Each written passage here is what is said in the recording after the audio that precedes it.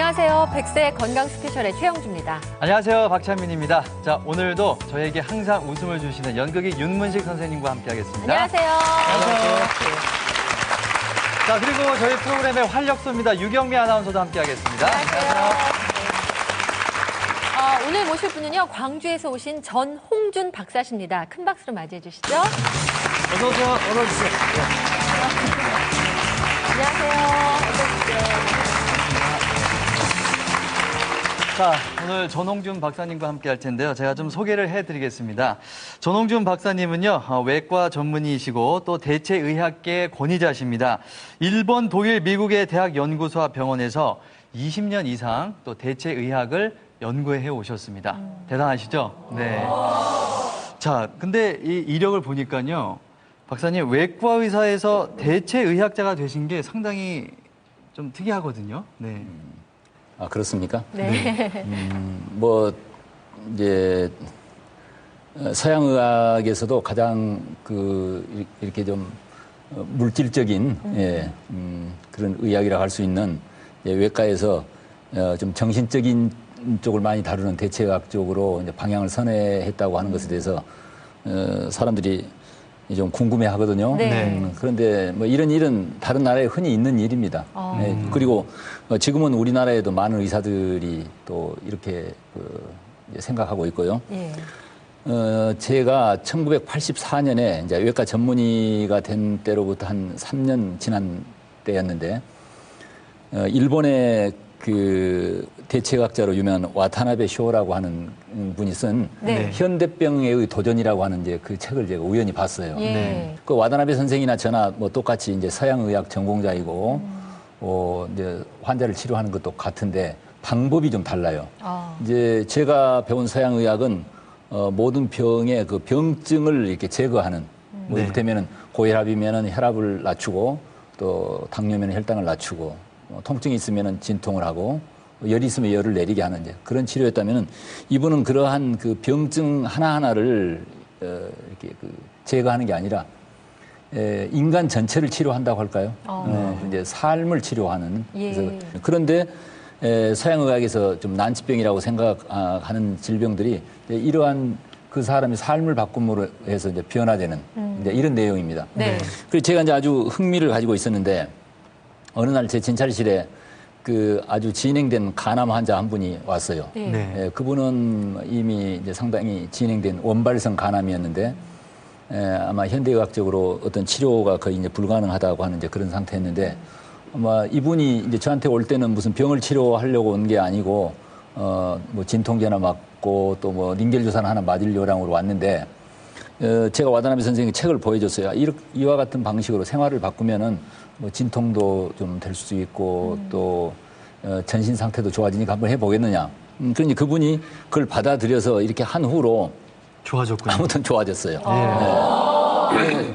저는 아무런 작용을 한 게 아닙니다. 그냥 그 방법을 가르쳐만 줬단 말입니다. 책만 주셨군요. 아니, 이제 저희 병원에 입원해가지고 네. 이제 저랑 같이 이제 그 방법을 같이 방법을 이제 같이 하셨군요. 책 안 읽을 때 무슨 뭐 패거나 그러진 않아요.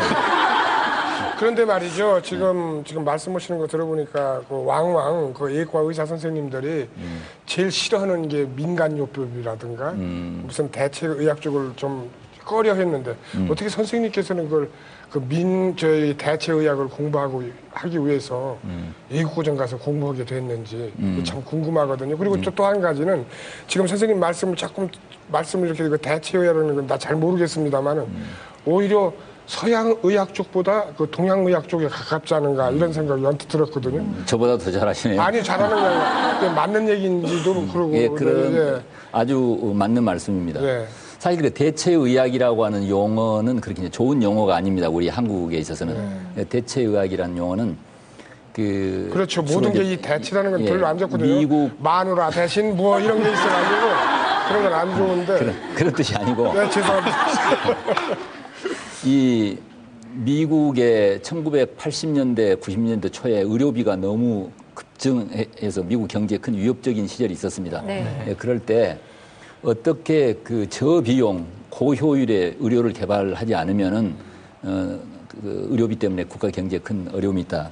그래서 1990 그 2년에 미국의 NIH 이제 네. 국립보건연구원의 대체의학 연구소를 이렇게 설립하게 됐는데 그건 대체로 우리 한국인에 있는 친수관, 뭐 이게 동양의학, 이제 한약이라든가 침뜸이라든가 또는 여러 가지 생약이라든가 또는 뭐 명상과 같은 이제 이런 동양의학적인 그런 내용들이 이제 미국 사람들에게는 이제 생소한 것이죠. 그래서 대체의학이라는 용어는 미국의 서양의학을 주류 의학으로 하고 동양의학이라든가 여러 가지 민간 의료라든가 또는 전통의학을 다 묶어서 이제 대체의학이라고 그렇게 표현을 하는데 그건 이제 서양 사람들이 만들어낸 용어인데 이제 우리에게는 동양의학이나 한의학이라든가 이렇게 전통의학은 분명히 우리에게는 중심의학이죠. 주류의학이고 그 말은 맞지 않고 이것은 그 전인치유의학이다. 병만을 치료하는 게 아니라 인간 전체를 치유한다. 조금 구체적으로 말하자면 생활 방식과 생활의 습관을 이제 변화시킴으로써 이렇게 그 사람의 건강을 개선하기 때문에 생활의학이다. 이렇게 해야 이제 맞는 이야기가 되죠. 지금 말씀하신 그러니까 대체의학보다는 전인치유의학이라는 것이 지금 많은 시청자들이 궁금해하실 것 같은데요. 아까 그렇습니다. 암을 고치셨다는 말씀도 하셨는데 네. 병의 근본까지 잡을 수가 있다는 말씀이십니까? 암을 치료했다니까 제가 뭐 특별히 뭐 능력이 있는 것처럼 들리는데 네. 저는 아무 능력이 없습니다. 그냥 가르쳐 줄 뿐이고 예. 환자 자신이 자기를 변화시켜서 스스로 치료한 것입니다. 뭐 그 뒤에도 이제 많은 암 환자들을 제가 했는데 본인이 이걸 변화를 시키지 못해서 실패한 경우도 많이 있었죠. 그래서 이제 그분들이 치료된 것하고 제 능력하고는 아무 상관이 없습니다. 이제 좋은 말씀을 하셨는데요.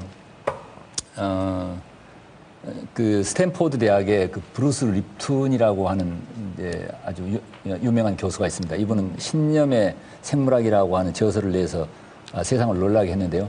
이분 이야기 중에 이런 게 있어요. 이분이 이제 그 학생 시절에 그 자동차 서비스 공장에서 이제 그 아르바이트를 했는데 어느 날 젊은 그 아가씨가 이제 그 퇴근 시간이 임박했는데 자동차 엔진에 문제가 생겼다고 하는 이제 경고등이 켜져 있으니까 자동차 엔진을 고쳐야 되겠다고 온 거예요.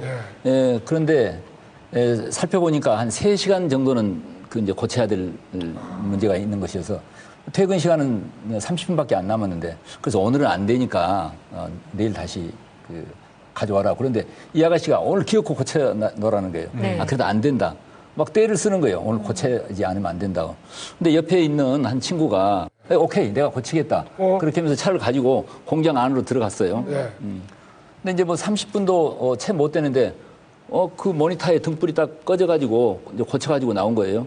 이제 그 아가씨는 이제 그 차를 몰고 이제 갔는데 그래서 너 어떻게 그걸 그렇게 빨리 고칠 수 있느냐 그러니까 그 친구는 엔진은 이렇게 체크도 해보지도 않고 가서 담배 피우고 커피 마시고 모니터에 엔진이 문제가 있다고 하는 그 경고등 전구를 빼버린 거예요.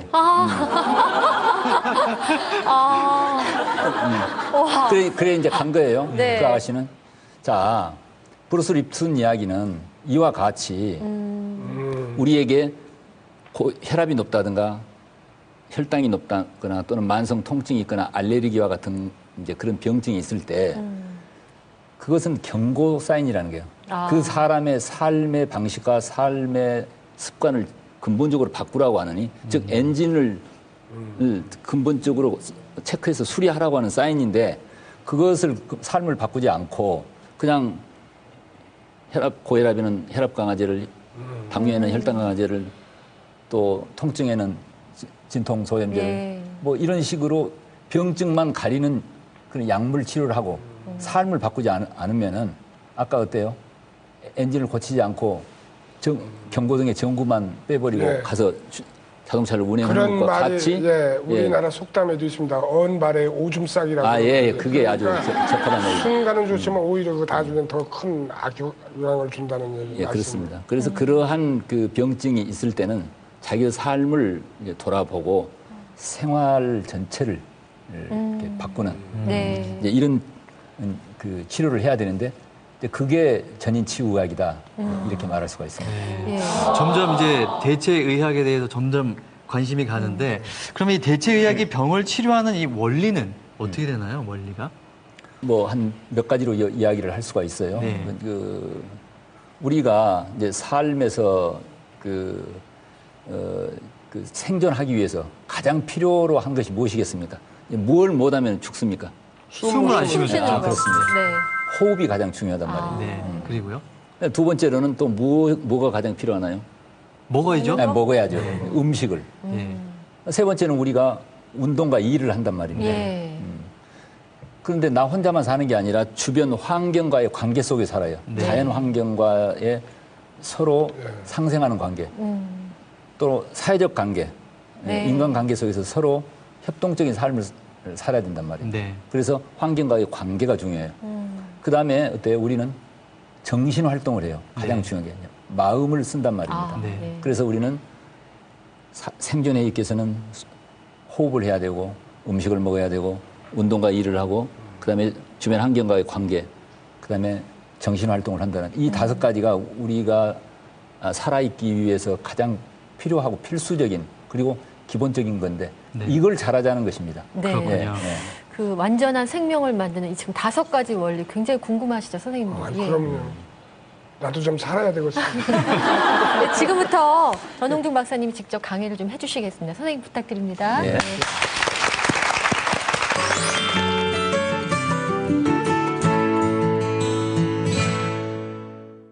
예, 우리가 살아가는데 즉 생명을 유지하는데 가장 필요한 게 뭡니까? 호흡이죠. 호흡. 숨을 쉬어야죠. 예. 우리 숨을 쉬어야 산단 말입니다. 요즘 현대인들이 너무 바빠가지고 숨을 막 거칠게 쉬죠. 가슴호흡으로 쉬게 되고 이렇게 하면은 교감신경이 흥분돼가지고서 혈관이 수축되고 혈류 장애가 일어나고 또 스트레스 호르몬이 분비가 많이 돼가지고 면역력이 떨어져요. 그래서 오늘날 많은 그 여러 가지 그 만성 질환에 우리 숨을 이렇게 거칠게 쉬는 거하고도 밀접한 관계가 있습니다. 막 나는 어린아이들을 보면요. 아랫배로 숨을 쉬고 있습니다. 나이가 먹을수록 바빠지면서 숨이 점점 올라와가지고, 성인이 되면은 가슴으로 숨을 쉬다가, 우리가 임종 때 되면 목에서 숨을 깔딱 하다가 이렇게 간단 말이에요. 그래서 될 수 있으면 우리는 숨을 아랫배로 숨쉬기를 해야 됩니다. 그래서 오래 살려면 배로 해야 되겠군요. 배로 숨쉬기입니다. 우리가 발로면 100년도 더 살아, 발로. 발로 하면. 숨쉬기를 하는데 이제 옛날부터 전통적으로 몇 가지 원칙이 있습니다. 이제 심장세균이라고 그래가지고서 깊을 심자에다가 깊게 숨을 쉬고 길게 세고 그래서 심장 가늘게 세고 고르게 센다. 그래서 심장 세균 전 뭐 이런 심장에 말이 세균이 있습니다. 있는 줄 알았어요. 그래서 숨쉬기는 난 심장 세균이라고 그래가지고 심장에 무슨 박테리아나 세균이 들어간 줄 알았더니 저 얘기였었군요. 예. 그런데 우리가 궁금하니까 우선 다 사람들이 오래 살기를 원하거든요. 그거 어떻게 쉬는 거예요? 자, 많은 그 방법들이 있는데요. 그냥 우리가 소박하게 할 수 있는 것은 내쉬는 숨에다가 의식을 모읍니다. 들이쉬는 숨에 대해서 관심 갖지 말고 내쉬고 쭉 이를테면 촛불을 끄듯이 풍선을 불듯이 끝까지 내쉬면은 들이쉬는 쉬면 저절로 들이쉬게 되는데 예. 들이쉴 때는 아랫배가 풍선이 부르고 하는 것처럼 숨이 들이쉬고 내쉴 때는 아랫배가 쭉 꺼지는 거 풍선에 바람이 빠지는 것처럼 내쉬고 코로 숨을 쉬기를 합니다. 그래서 숨을 코로 길게 내쉬고 끝까지 내쉬고 들어 마시고 또 천천히 내쉬고 선생님 이게요. 들어마시고. 흔히 말하는 요가나 무슨 다른 운동에서 말하는 그 명상 뭐 이런 때 하는 숨이랑 비슷한 원리인가요? 같다고 생각할 수 있습니다. 복식호흡이라는 그거랑 복식호흡, 좀 비슷하게 단전호흡과 같은 표현되나요? 뜻이죠. 이게 문제는 같은데요. 이거 다 알고 있거든. 그러니까 흥분된다든가 싸움을 때 이렇게 숨을 못 쉴 거 아니야. 막 말하고 그럴 때. 당신이 말이야. 이러면 안 되니까 문제는 이 숨을 이렇게 쉬기 위해서 먼저 우리가 이제 마음을 다 잡아야 되겠네. 그래 마음까지 잡지 않더라도 숨을 쉬게 되면 마음이 잡아집니다. 선생님은 내가 꼭 뭐라고 하면 저렇게 혼내서.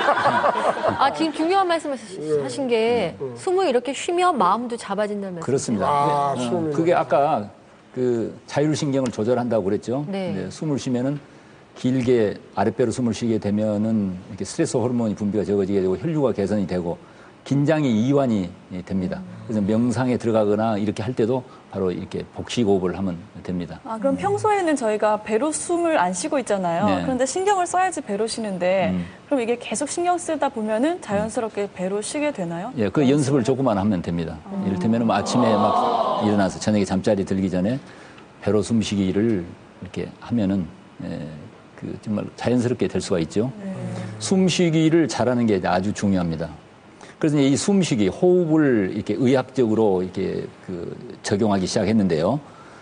이제 서양의 의사들이 이제 동양의 이 호흡법을 배워가지고 의학적으로 이제 활용을 했습니다. 그래서 그 스트레스와 관련된 이제 질환들, 기관지 천식이라든가 또는 위궤양이라든가 그 궤양성 대장염이라든가 알레르기라든가 이러한 질환들에게도 숨쉬기를 잘 가르쳤더니 정말 병증이 개선되는 그런 이제 보고들도 많이 나오고 또 협심증 같은 그 심장 발작 때도 숨쉬기를 이렇게 잘 가르쳤더니 이제 좋아지는 그러한 뭐 이렇게 연구 논문들도 아주 많이 있습니다. 네. 일본의 그 어떤 의사, 그 시오다라고 하는 의사는 숨을 들여 마실 때 천지 우주의 치유 에너지가 나한테 들어온다라고 생각하고 내쉴 때는 다 좋아졌다. 들여 마실 때는 우주의 치유 에너지가 들어온다. 내쉴 때는 다 좋아졌다라고 하는 방식으로 이제 마음을 그렇게 했더니 그 환자의 병증 개선이 크게 도움이 됐다. 또 숨을 내쉬면서 하나, 내쉬면서 둘 하면서 숨의 숫자를 세어가는 방법이 있습니다. 그러니까 이렇게 하면은 생각이 점점 줄어들고 긴장이 이완되고 심신이 편안해집니다. 우울증이나 또는 불면증이 있는 분들에게 이 방법을 썼더니 개선됐다. 그래서 그 우리가 의도적으로 현대인들은 이렇게 아침 저녁으로 시간을 내서 아랫배로 숨쉬기를 이렇게 하시면 좋겠습니다. 네. 자, 우리가 그 생명을 유지하기 위해서 두 번째로 중요한 거 꼭 해야 되는 것은 잘 먹어야죠. 음식입니다. 동서고금에 음식이 건강에 미치는 영향을 한마디로 정리하자고 한다면은 곡채식 위주의 소식을 하라. 이것이 원리인 것 같습니다. 특히 오늘 우리 시대에는 그 지나친 과식, 그것도 고단백, 고지방, 고칼로리, 또 화학 물질로 오염된 그런 음식들을 너무 많이 먹음으로 해서 건강을 상한 애들이 아주 많이 있지 않겠습니까? 네.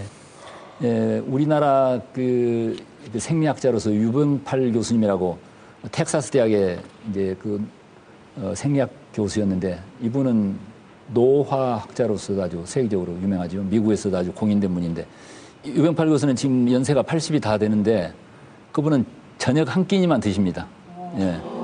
그것도 아무것도 안 드시고요. 아니 아무것도 안 드신 게 아니에요. 저녁 한 끼를 드신다니까요. 한 끼만. 예. 내가 말만 하면 나 오늘 얘기 안 해. 점심과 저녁은 물만 드십니다. 아침은 물만 아침하고 드십니다. 점심이요. 예, 저녁 식사 한 끼니를 하는데 현미 잡곡밥에 여러 가지 야채, 육식은 거의 하지 않고 채식 조그마한 그 생선을 드시는 정도. 그분 아주 건강하고 지금도 아주 왕성하게 활동하고 계시거든요. 그분이 이제 연구를 많이 했는데 쥐들에게 마음껏 먹도록 허용한 쥐와 굶주림만 면할 정도로 적게 먹은 쥐 두 그룹을 이렇게 쭉 관찰했는데 마음껏 먹도록 하는 쥐들은 평균 한 3년 정도나 된다면은 이렇게 적게 먹도록 하는 쥐는 한 4년 반이나 5년 가까이 수명이 늘어나고 이쪽에는 피부병이나 궤양이나 암 같은 게 많이 생기지만은 적게 먹은 쪽에는 거의 그 병에 걸리지 않는 이런 것도 유병팔 교수가 연구를 했습니다. 그 인도의 아유르베다 의학에서 우리가 배워야 될 교훈은 헝거 레벨이라고 하는 말이 있습니다. 배고픔의 수준이라고 하는 게 있는데 우리가 배고플 때 먹자는 것입니다. 우리가 배가 고프지 않다라고 하는 것은 우리 위장이 소화할 준비가 되어 있지 않고 우리 몸이 음식을 원하지 않는다는 것이죠. 그 중에서도 태양이 한낮 정중에 올 때가 우리 생리의 활동이 가장 왕성하기 때문에 점심 식사를 주된 식사를 하고 꼭 먹어야 된다면 아침과 저녁은 좀 가볍게 먹는 게 좋다. 그러니까 배고플 때 먹자. 네, 그렇습니다. 그러면 육체적 노동이 많아서 한 5번 배고프면 5끼 먹어도 된다는 얘기신가요? 사실 우리 옛날에 시골에서 농사 지시는 분들 5번 그렇죠. 먹었죠. 네. 참도 있잖아요. 참이라는 네. 게 있어가지고 그걸 채웠거든요. 그러면 예, 뭐 그렇게 경우에 따라서는 탄력성 있게 생각을 해야지 음식은 곡채식 위주의 소식을 해야 된다라고 하는 기본 원칙을 가지고 있대. 경우에 따라서 탄력성 있게 적용하면 됩니다. 네. 근데 조금 더 적극적으로 요즘 현대인들에게 문제는 아까 말씀드린 대로 고지방, 고칼로리, 고단백의 음식을 과식을 하고 또 밤늦게까지 너무 음식을 많이 먹음으로 해서 건강을 해치는 분들이 많아요. 지금 제 눈에는 앞으로 몇 년 후에 고혈압이나 당뇨 환자가 되기 위해서 지금도 스트레스를 받으면서 열심히 먹고 있는 많은 그 질병 예비군이라고 할까요? 그 환자가 되기 위해서 웨이팅 리스트에서 기다리고 있는 그 미병 상태라고 그럽니다. 이제 그런 분들이 아주 많이 있는데 이런 분들에게는 지금 이를테면 고혈압이 될까 말까, 당뇨가 될까 말까 이런 그 문턱에 와 있는 분들한테는 절식을 하시는 게 좋습니다. 좀 굶는 게 좋단 말입니다. 그러니까 이를테면은 하루나 이틀 정도